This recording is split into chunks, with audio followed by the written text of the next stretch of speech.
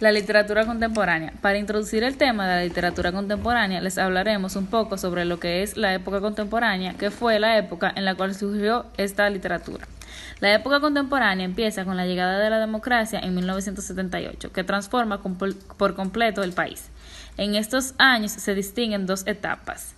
La primera, la transición democrática, que representa el cambio de la dictadura a la democracia. Esta se caracteriza por la recuperación de libertades políticas y sociales, el consenso y el reconocimiento de autonomías.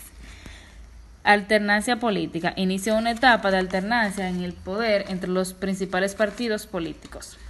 La literatura contemporánea fue una de las tres décadas que forman uno de los periodos más intensos en la historia de España. La literatura contemporánea, también llamada literatura moderna, son expresiones que hacen referencia a la edad contemporánea, siglo XV a siglo XVIII.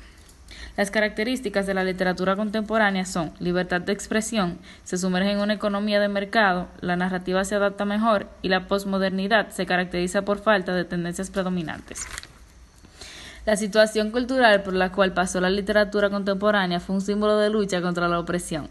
La cultura de este periodo está marcada por varios hechos importantes: la sociedad del mercado, nuevas tecnologías y posmodernismo. Géneros literarios de la literatura contemporánea.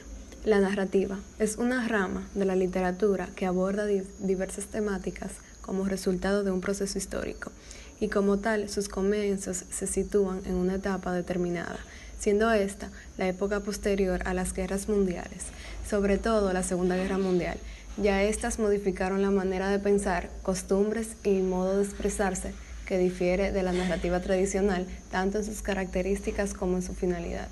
El periodismo.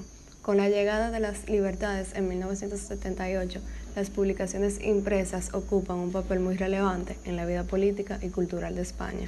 La lírica es un género literario que hace su aparición en los primeros años de la posguerra.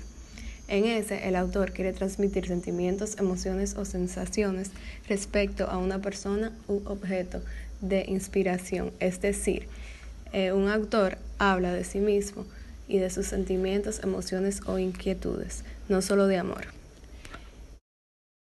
El teatro. Este teatro está influido por una serie de tendencias que se manifiestan durante la primera mitad del siglo XX. El rasgo común de estas tendencias es el rechazo al realismo, por lo tanto, utilizará diversas técnicas para romper con la realidad. El teatro contemporáneo no pretende lograr la identificación del público. Representantes de la posguerra. Camilo José Cela fue un escritor español, autor prolífico, destacó por igual como novelista, periodista, ensayista, editor de revistas literarias y conferencista. Fue académico de la Real Academia Española durante 45 años y resultó galardonado, entre otros, con el Premio Príncipe de Asturias de las Letras en 1987, el Premio Nobel de Literatura en 1989 y el Premio Cervantes en 1995. Juan Goytisolo fue un escritor e intelectual español, considerado como el narrador más importante de la generación del medio siglo e incluso el mejor novelista español de comienzos del siglo XXI. Su obra abarca novelas, libros de cuentos y viajes, ensayos y poesía. Fue colaborador del diario El País. El 24 de noviembre del 2014 le fue concedido el Premio Cervantes, máximo galardón de las letras en lengua castellana. Fue hermano de los también escritores José Agustín Goytisolo y Luis Goytisolo. Miguel Delibes fue un novelista español y miembro de la Real Academia Española, desde 1975 hasta su muerte, ocupando la silla el licenciado en Comercio. Comenzó su carrera como dibujante de caricaturas, columnista y posterior periodista de El Norte de Castilla, diario que llegó a dirigir, para pasar de forma gradual y dedicarse enteramente a la novela. Carmen Laforet fue una escritora española que desarrolló la mayoría de su trabajo durante el régimen franquista.